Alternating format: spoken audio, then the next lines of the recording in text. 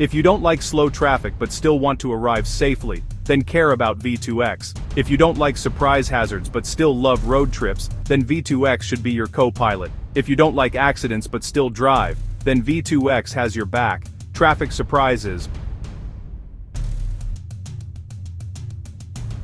Red lights, pedestrians' hidden hazards cause most crashes. V2X lets cars talk to cars' infrastructure phones, sharing instant alerts about collisions, sharing instant alerts about signal changes, sharing instant alerts about road conditions.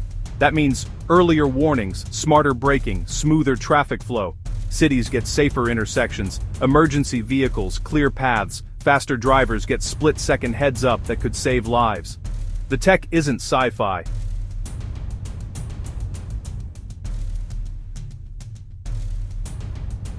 Sensane, sensors, low-latency network standards coming together now. Bottom line, V2X turns solo cars into a team focused on safety. Want fewer surprises on the road? Pay attention, V2X is driving the future.